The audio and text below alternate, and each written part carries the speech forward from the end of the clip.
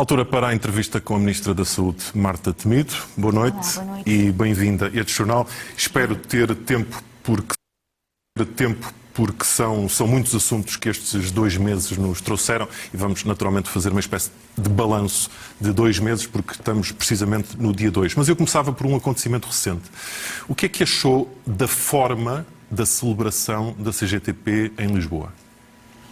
Estava em linha com aquilo que foi a excepcionalidade prevista no decreto presidencial que se referia ao estado de emergência e que contemplava uma exceção para a celebração do Dia do Trabalhador e que referia que deveriam ser respeitadas regras de distanciamento e regras sanitárias indicadas pela Direção-Geral da Saúde. O decreto coloca nas suas mãos e da Diretora-Geral da Saúde definir as regras, porque diz apenas que essa comemoração deve ter em conta os limites de saúde pública.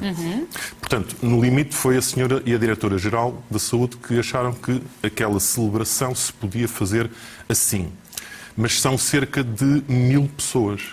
Quem estabeleceu os limites, as condições em que a celebração foi efetuada, foi a estrutura sindical que optou por esta forma de celebração. Outras estruturas sindicais, esta estrutura sindical não é a única, outras estruturas sindicais optaram por outras formas de celebração. Aquilo que o decreto presidencial referia era a possibilidade de, mesmo em estado de emergência, haver um assinalar do dia. E o que dizia era que as regras sanitárias tinham de ser estabelecidas pelas autoridades de saúde competentes. E, portanto, as autoridades de saúde competentes avaliaram a situação e impuseram determinadas restrições que são conhecidas por todos. O distanciamento, a proteção, o evitar de multidões, de aglomerações de pessoas. E acha que o que se viu ali não foi uma multidão, nem uma aglomeração de pessoas? Foi um número significativo de pessoas, superior àquilo que é o número regra, mas um número enquadrado dentro daquilo que era a sinalização de uma data. Sei que há quem gostasse que tivesse sido de outra maneira, sei que outras estruturas sindicais optaram por fazer a celebração de uma outra maneira e provavelmente então, há muitas versões contraditórias, há muitas opiniões contraditórias sobre esta situação. O que me parece relevante é que a forma como foi possível, de facto, assinalar o dia foi ordeira, foi pacífica e o que eu gostaria de sinalizar é que não tivemos, por exemplo, eventos com distúrbios, como aconteceu noutros países europeus. Sim, mas uma coisa não tem nada a ver com a outra. Eu estou a falar de saúde pública, não estou a falar de intervenções policiais. Falou-me do decreto de estado de emergência, onde nada se refere a exceções de cidadãos nestes 3 dias passarem de concelho para concelho. E, no entanto, à frente de toda a gente, vieram caminhonetas, pelo menos do Seixal e de outros locais. Não era possível a CGTP ter feito uma manifestação só com pessoas do Conselho de Lisboa, que é bastante grande? Isso é algo que tem que perguntar à CGTP. O Ministério da Saúde, as autoridades de saúde, o que tem que definir são regras para a realização de determinadas iniciativas, nos termos em que os poderes democráticos as aprovem. O Sr. Presidente da República, o Governo, a Assembleia da República entenderam que o Dia do Trabalhador devia ser sinalizado. Houve uma estrutura que entendeu ter pessoas na rua dentro de determinadas regras, que são as regras sanitárias que temos estabelecidas.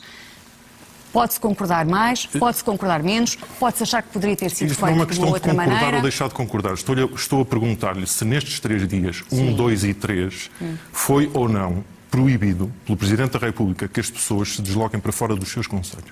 Não, foi pelo Governo. Ou pelo Governo? Sim.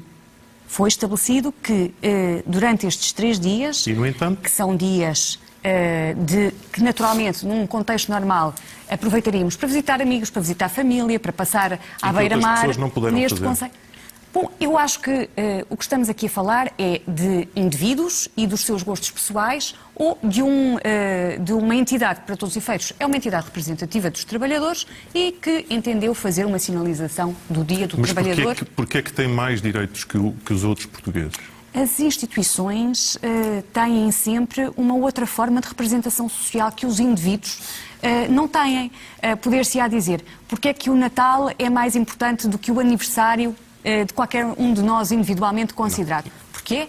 Porque são momentos sociais acha que que têm a um Igreja determinado Católica é uma relevo. instituição? Naturalmente. Porquê que Fátima, que é um espaço muito maior do que Alameda, em Lisboa, não se pode aplicar estas regras das filas bem separadas e as pessoas ficarem afastadas umas das outras? Mas é possível que se possam aplicar essas regras. Ainda é Aliás, possível? se isso for uma opção das celebrações, que tanto quanto é do conhecimento daquilo que já foi sendo conversado, a opção este ano seria outra. Não, mas é que Portanto, vimos uma aqui o questão Bispo de de- Leiria Fátima dar a coisa por perdida, dizendo que, infelizmente, este ano não vai poder ser assim. Repare, mais uma vez, a propósito do Dia do Trabalhador, para uma mesma fórmula de expressão que o decreto presidencial tinha, que era a celebração do Dia do Trabalhador, duas estruturas sindicais, pelo menos as duas mais representativas, optaram por fazer a celebração de uma forma distinta. Portanto, temos Mas a que celebração entender... da UGT interessa pouco para uma entrevista com a Ministra da Saúde. Estamos a falar de saúde pública. Naturalmente. E estamos a falar de exemplos que vão sendo dados aos portugueses. E estamos a reparar que há algumas exceções. Mas não quero insistir neste ponto. Quero insistir num outro ponto que também tem a ver com o mesmo dia. Jerónimo de Sousa esteve presente, tem 73 anos, e ele respondeu que a idade não é um critério absoluto para determinar o risco. A senhora Ministra da Saúde concorda? Concordo. A idade não é um concordo. critério absoluto para determinar o risco. A idade é um critério de risco por si só, mas não é um critério absoluto. Nós sabemos que... Aqui estamos no campo da retórica, não é? Não é retórica, é uma realidade que está por trás do fator 70 anos e do fator 70 anos com melhor saúde ou com pior A saúde. realidade é que, por causa do decreto do estado de emergência e pelo facto do fator de risco dos 70 anos, ficam sujeitos a dever especial de proteção, a linha A, os maiores de 70 anos. Isto foi o primeiro decreto do estado de emergência. Sim. E nós temos, eu já vi agentes da autoridade falarem com pessoas que eles percebem que têm mais de 70 anos e dizerem-lhes que eles têm o dever de regressar à sua casa. Vamos lá ver. As pessoas acima de uma determinada faixa etária têm um risco por si só acrescido. Agora, a opção do nosso Estado foi sempre de sugerir às pessoas que elas tinham um dever especial de se salvaguardarem, mas não de as impedir de saírem à rua. Parece-me, aliás, que isso seria por si só desproporcional e, eventualmente, até ferido de outros problemas. Essa opção por si só. Aquilo que temos que ter em presença é que, por exemplo, ainda hoje, a Organização Mundial de Saúde tem um documento específico a propósito da proteção das pessoas mais de maior idade neste contexto de uma doença que sabemos que é potencialmente mais agressiva para elas. Mas, de facto, nós temos que perceber que isso não é o único critério. Muito bem. E que não podemos confinar as pessoas só porque têm mais do que 60 Certo. anos Então podemos a ficarem ter- reclusas ao Muito seu bem. domicílio. Então podemos ter agora os portugueses com mais de 70 anos a darem a mesma resposta, que será aceita pelas autoridades e compreendida pela Ministra da Saúde. Para no terminar contexto- este assunto. No contexto atual, sabemos todos que o dever que impende sobre todos os portugueses é um dever cívico Não foi isso de que eu lhe perguntei, recolhimento. Sr. Ministro. É um dever cívico de recolhimento. Mas esta é a resposta. Pronto, Mas pronto. esta é a resposta. Então de avancemos. facto. Falei-lhe aqui de Fátima, porque estamos a falar de espaços abertos. A Sra. Ministra abriu aqui a porta, afinal, a uma peregrinação a Fátima desde que... Não abri. Não abriu? Não abri. Então reformulo-lhe a pergunta. Porquê é que em Fátima não pode, as pessoas, os peregrinos, não podem estar lá presentes a ouvir a missa? Vamos lá ver. Se essa for a opção de quem organiza as celebrações de organizar uma celebração do 13 de maio, onde possam estar várias pessoas, desde que sejam respeitadas as regras sanitárias, isso é uma possibilidade. Agora, cada organizador de uma iniciativa tem que fazer um juízo de valor sobre aquilo que entende que sejam os riscos que vai correr. E pode haver entidades que entendam que aquilo que está em causa é compatível com determinadas regras e outras que entendam de uma mesmo forma se aplica diferente. aos estádios de futebol. O estado de emergência, o estado de calamidade, não é uma, como eu já disse, não é uma emergência totalitária, é uma emergência sanitária. E, portanto, as regras serão sempre utilizadas com a proporcionalidade adequada à proteção sanitária. Mas não mais do que isso. Muito bem. Campos de futebol, estádios que são também terrenos abertos, podem também ter público? Não. Porquê?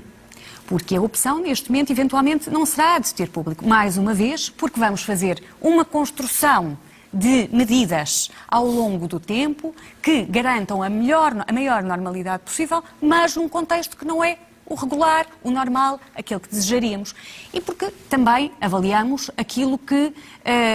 avaliamos e, sobretudo, os peritos, os organizadores, avaliam aquilo que são os gestos típicos. Eu, quando estou a falar de público no futebol, não estou a referir, obviamente, ao estádio cheio. Mas aquela tal proporção que ainda não se percebeu qual será de 1/3, 2/3 e pessoas separadas. Porque é que não é possível? São aspectos que estão, eventualmente, a ser ponderados num contexto não daquilo que está em cima da mesa neste momento, porque aquilo que está neste momento em cima da mesa, eventualmente, serão jogos à porta fechada. Muito bem, avancemos, senão não temos tempo para nada. Há uma questão que atravessa estes 2 meses, desde o início e até agora, e sobretudo com recomendações para o que aí vem. Falo das máscaras. Esta questão é absolutamente fundamental para os portugueses que estão muito confusos. Eu gostaria de começar no início, ou seja, o que é que se passou no início para a posição oficial ser a de não use máscaras porque isso é ainda mais perigoso? Aquilo que justificou essa opção é aquilo que está escrito nos vários documentos internacionais que se referem ao tema. Aliás, o documento mais recente, aquele que fundamentou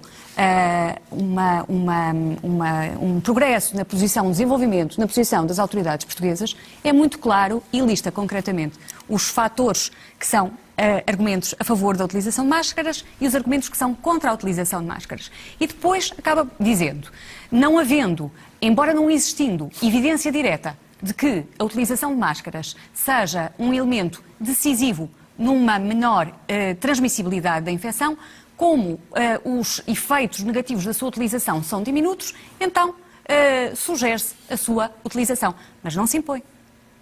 Essa opção foi uma opção que tomámos face a um contexto de desconfinamento e a um contexto de maior concentração de pessoas em determinados espaços. Na altura, houve alguns comentadores que referiram que, eventualmente, o Governo não queria abrir a porta às máscaras porque nunca teria material para abastecer todos os portugueses. Não foi o caso? Um dos argumentos colocados internacionalmente relativamente a uma menor utilização, um menor recurso das máscaras é também a limitação de equipamentos de proteção individual. Aquilo que está referido é que as máscaras cirúrgicas devem ser reservadas prioritariamente para doentes e profissionais de saúde.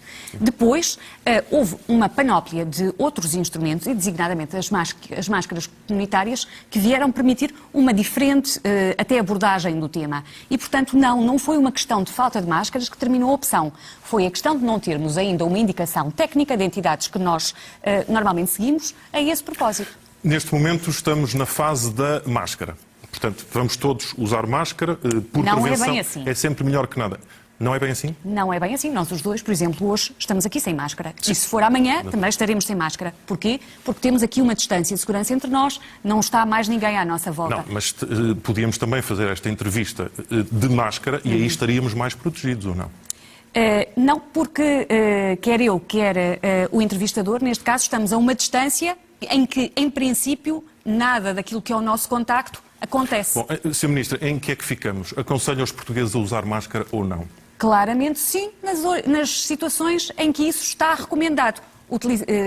Circulação em espaços fechados, em espaços onde estejam muitas pessoas, casos típicos, transportes públicos, supermercados, lojas onde venha a haver, porque não era a nossa situação, não é a nossa situação hoje. Hoje não vale a pena eu dizer aos portugueses para usarem máscaras se eu lhes estou a dizer para ficarem em casa. Parece-me claro, parece-me evidente, parece-me que há muita gente interessada em confundir os portugueses. Eu estou aqui para fazer um serviço público e para esclarecer os portugueses. E, portanto, claramente, o que eu pretendo dizer é o seguinte: até aqui, os portugueses tinham determinadas indicações para a utilização de máscaras. A partir de segunda-feira, a nossa vida vai tentar recuperar alguma normalidade e as pessoas vão fazer coisas novamente que tinham deixado de fazer. E então aí tem que ter cautelas adicionais. E a máscara é uma cautela complementar. Assim sendo, os portugueses vão precisar de máscaras. Isso está previsto, esse movimento de fornecer aos portugueses, porque eu tenho recebido, hoje recebi muitas mensagens e eu próprio tive essa experiência de estar numa superfície comercial às compras e eles dizerem que não tinham ainda máscaras, nem sabem quando vão ter. Não conheço a superfície comercial onde foi. Posso dizer, por exemplo, que há algumas farmácias onde eu passo entre o meu domicílio e o Ministério da Saúde a pé, têm na porta placas que dizem temos máscaras e gel. E sei que há várias superfícies comerciais que vão ter máscaras à venda. E as farmácias, de uma forma ou de outra, sempre tiveram. O que eu estou a perguntar é se com esta massificação da máscara, se será possível encontrarmos máscaras nas superfícies comerciais. É uma preocupação. E penso que aí estamos muito apostados em que a nossa indústria nacional, de facto, responda àquilo que foi uma alteração da forma como tínhamos esta questão das máscaras enquadrada. Repare, nós tínhamos máscaras cirúrgicas, ponto. E as máscaras cirúrgicas tinham uma certificação europeia. E eram essas que se vendiam. Aquilo que, também por força daquela posição que lhe dizia do Centro Europeu de Controlo de Doenças, aconteceu, foi também a adoção de uma máscara dita comunitária, que é um artigo que, no nosso caso, obedece também a uma padronização, uma certificação, que vai ser fundamental, não é? E que já foi atribuída, que é fundamental, que foi definida pelo Instituto Nacional de Farmácia e do Medicamento. Portanto, não é qualquer pano que uma pessoa faça, que coza em casa e coloca à frente da cara. Não é disso que estamos a falar. Nós temos dois tipos de máscaras. As máscaras comunitárias certificadas, aquelas que se venderão, e que são laváveis. E que têm várias características, podem ser em pano, em tecidos variados. Mas tem que ter essa certificação. Que tem essa normalização, mas depois não está completamente fora de hipótese a possibilidade de, individualmente, feito em casa, haver também produção de artigos para esse efeito. Aliás, estamos mais uma vez em linha com aquilo que são as orientações gerais. Agora, muito claramente, em ambiente de prestação de cuidados de saúde, máscaras cirúrgicas, o mais possível, máscaras cirúrgicas, máscaras comunitárias, daquelas que existem disponíveis no mercado, oferecem-nos maior garantia e depois o utensílio mais doméstico é uma eventualidade. Sr. Ministro, em que ponto é que estamos, hoje que passam exatos 2 meses, estamos naquele ponto o importante agora será testar? Estamos nessa fase? Repare, eu penso que a questão da utilização massiva de testes é importante, mas é muito importante também que se entenda que o teste é uma fotografia daquilo que se passa com um determinado indivíduo num determinado momento. Hoje, enquanto esperava por esta entrevista, havia algumas peças que antecederam e havia pessoas dizerem agora já sei que não estou positiva, já posso ir procurar trabalho. É importante que se perceba que o teste é a situação do momento e que, portanto, ele, por si só, é um elemento para nós decidirmos que a pessoa tem que ficar confinada ou tem que fazer tratamento ou, enfim, naquele momento não está positiva para SARS-CoV. Mas dá-nos uma fotografia mais real da situação? Dá-nos e permite-nos decidir, por exemplo, nos lares, é muito importante porque isso permite-nos perceber o que é que podemos fazer com aqueles indivíduos que estão a tratar, que são profissionais do lar e que foram, na maioria dos casos, os agentes transmissores, porque vinham do exterior e as pessoas que estavam institucionalizadas tinham menos contactos. Portanto, é um auxiliar para nós nos posicionarmos, mas não vale de tudo. Claro. O nosso tempo está de facto a correr e há aqui uma questão muito importante neste regresso à chamada normalidade ou à nossa normalidade possível, que é também no Serviço Nacional de Saúde. Qual será a nova normalidade? Como é que se vai fazer esta relação, esta convivência entre ainda a Covid e o já não Covid? Todos os sistemas de saúde estão a discutir isso neste momento.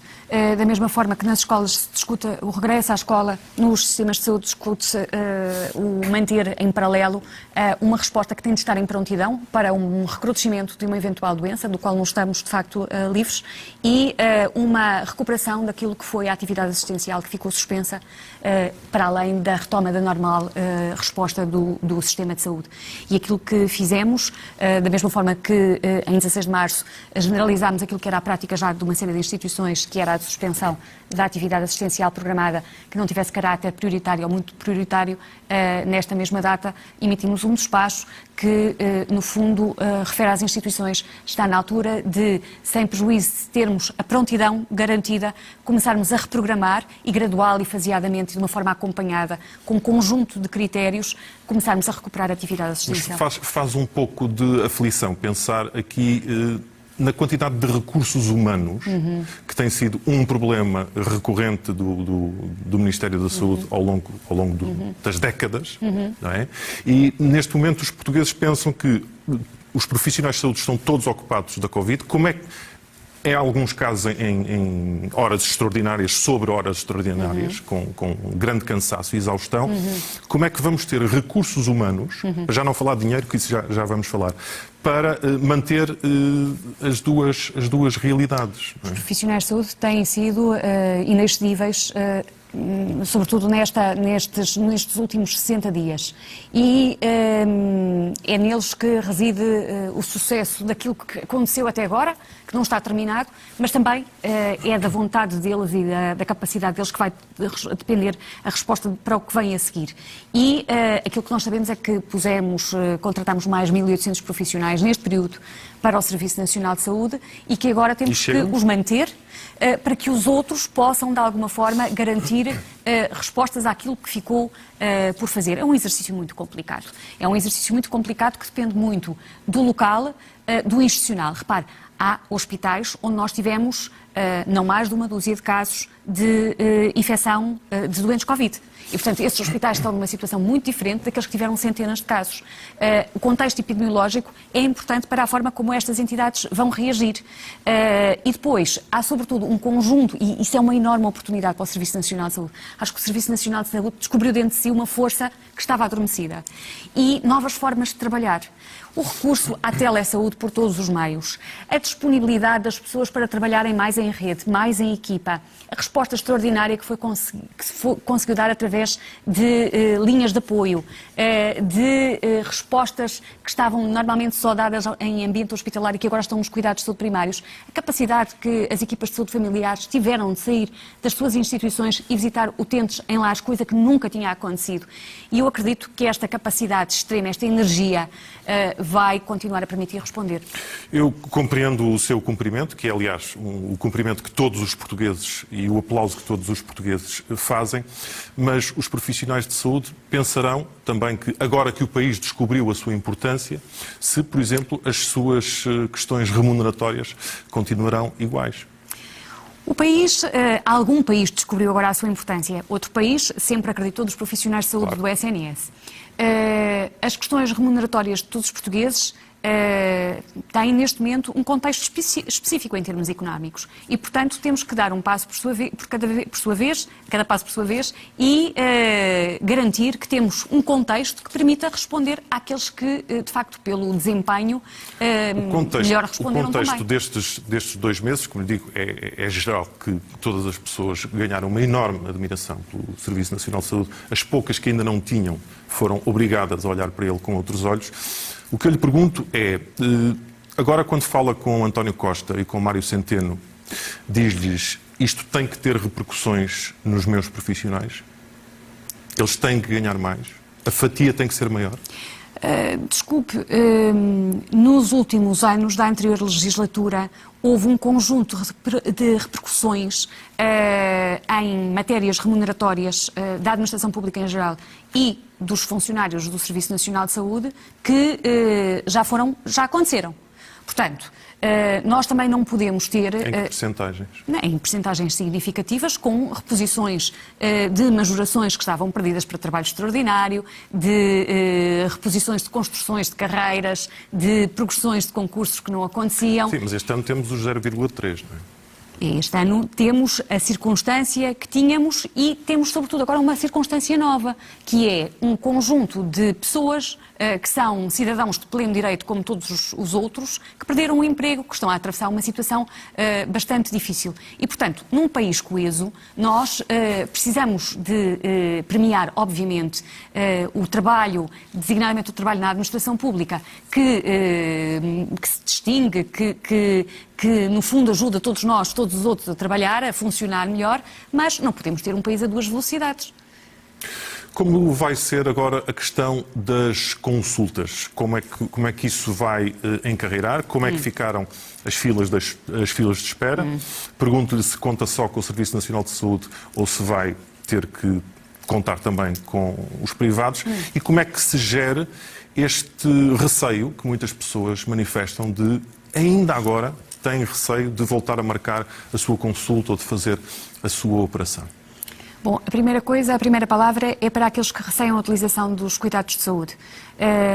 E é lá para casa, para quem nos está a ouvir, dizendo que o Serviço Nacional de Saúde procura e procurará sempre ter condições de segurança para os seus profissionais e para aqueles que precisam dele. E, portanto, que ninguém deixe utilizar o Serviço Nacional de Saúde por receio, se tiver uma necessidade efetiva que tenha que satisfazer. A segunda palavra é para aquilo que estamos a montar em termos de separação de circuitos e de agilização de respostas. Separação de circuitos e equipamentos de proteção individual e consultas com hora marcada e um conjunto de outras ferramentas para permitir que as coisas corram em segurança, bem, no tempo e depois, de facto, uma preocupação de retoma da atividade assistencial. Nós conseguimos reduzir o número de consultas em espera há mais de um ano em 45% no final de 2019. Estes primeiros meses de 2020 foram muito penosos. Embora as consultas com recurso à telemedicina tenham disparado, com valores, por exemplo, de um crescimento de 28% no primeiro trimestre deste ano em cuidados hospitalares. Sim, foi uma oportunidade criada porque claro. não havia outra hipótese. Mas é que há partes dessa oportunidade que importa manter. Sim, certamente. Também nós descobrimos aqui o teletrabalho que andávamos a adiar muitas vezes, mas a televisão também não se vai poder fazer só com teletrabalho. Esta questão da confiança, também não. Esta questão, deixe-me só virar aqui um pouco a agulha outra vez para a Covid, porque este ponto é importante. Esta questão da confiança no qual é o panorama geral do receio de ir aos hospitais, como é que estamos na situação do R, do risco de transmissibilidade? Risco de transmissibilidade ao longo do tempo era de 0,92 na nossa última análise, para os dias 23 a 27 de abril. Mas eu queria só recuperar uma coisa, porque me perguntou sobre o papel do setor social e privado no apoio ao Serviço Nacional de Saúde. E eu queria ser muito clara. Esse papel existe através de mecanismos que já estão estabelecidos. E é apenas a simples utilização desses mecanismos que nós pretendemos retomar. Porque, repare, durante este período, muitos doentes não aceitaram os vales cirúrgicos. E é isso que eu me estou a referir.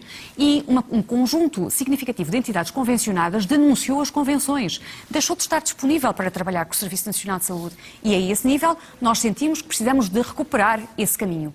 Agora, o Serviço Nacional de Saúde tem sido inexcedível na forma como tem servido os portugueses. E, naturalmente, irá também agora fazer todo o seu melhor para continuar a responder à altura. O risco de transmissibilidade, vamos vê-lo? O risco de transmissibilidade está em 0,92, já esteve ligeiramente... Para que as pessoas percebam.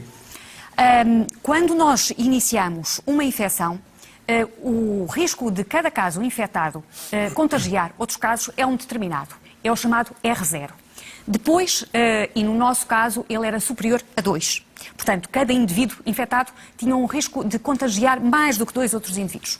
A partir do momento em que são introduzidas medidas de contenção, espera-se que esse risco baixe. É ao longo do tempo que se avalia como é que esse risco está a evoluir. E, portanto, neste momento, o que nós sabemos... Com que balizas? Quando fala ao longo do tempo? Ao longo do tempo em que perdura a infecção. Sim. Portanto, nós começamos por medir o risco de cada indivíduo infectar outros nos últimos dias de fevereiro, nos primeiros dias de março, e agora o que lhe estou a dizer é que... O que eu estou a perguntar de outra forma é qual é o número do alívio, qual é a percentagem do alívio? O que todos perguntam é qual é o R que nós devíamos ter para podermos sair à rua em segurança Exato. E em tranquilidade. Admitindo que não há risco zero, quanto mais próximo estiver do zero, melhor estaremos. Se estivermos abaixo de 1, estaremos relativamente tranquilos com uma capacidade do sistema de responder. O que me leva a outra pergunta. O Primeiro-Ministro, o António Costa, foi muito firme na afirmação que fez, que isto agora vai passar-se assim, vamos baixar do estado de emergência, mas não façam qualquer confusão. Se isto correr mal, voltamos a medidas mais duras. O que eu lhe pergunto é, eu todos os dias mostro aqui aos portugueses o número importante, que é a percentagem do crescimento, aquele 1,2, 2,2 que vai andando. Qual é, nessa percentagem, um sinal de alarme que pode soar e tudo voltar para trás? Serão vários. Mas nós, agora com este número de casos, novos casos que estamos a ter por dia, de 300, 400, 500, os números têm estado muito instáveis. Sim. Estamos e houve aquela duplicação dos números de ontem, não é? É verdade, mas temos estado relativamente confortáveis, mas gostávamos de vir mais abaixo. Gostávamos de aproximar-nos, se agora tivéssemos um recrudescimento, levávamos na bagagem qualquer coisa como 1000 doentes. Que precisamos de continuar a acompanhar. E era bom que, faça uma segunda ou eventual onda, nós levássemos o menor número possível de doentes. Mas qual é a percentagem? Não há uma percentagem, não há um número mágico. Repare, tem-se dito que... Não diga que não haverá 0,7. uma percentagem. Num dia, umas 24 horas, que a Sra. Ministra olha e diz assim, oi, 5%, 6%, o que é isto? Isso é assustador. Pois. Não, Então, isso é assustador. então, pelos vistos, Isso é há uma assustador. percentagem. Isso é assustador. Não, eu penso que... Mas, repara, a percentagem é sempre função daquilo que é a base. Portanto, claro. eu, para lhe ser totalmente honesta, preocupo-me mais com os óbitos, preocupo-me mais com o número de doentes internados e com o número de doentes internados em unidade de cuidados intensivos. Porque se forem novos casos, mas se forem novos casos que nós sabemos que têm um padrão de doença leve, que pode ser tratada em casa, até pode não ser arriscado, digamos assim. Aliás, temos ouvido muitas teorias noutros países sobre essas questões. Agora, quando o sistema de saúde começa a entrar, a aproximar-se de uma fase em que tem que responder mais depressa, sobretudo quando nós queremos, como queremos agora, responder a outro tipo de patologia, aí começamos a ficar preocupados. Sra. Ministra, voltaremos a fazer outros balanços mais para a frente, que sejam mais positivos. Agradeço-lhe o seu trabalho, que tem sido extenuante nestes últimos 2 meses. Esperemos que o seu sucesso será também o nosso sucesso. Muito obrigado pela sua presença neste Jornal da Noite. Vamos prosseguir com este jornal. No Portugal que trabalha, hoje visitamos uma fábrica de conservas na Póvoa de Varzim, que nas últimas semanas quase duplicou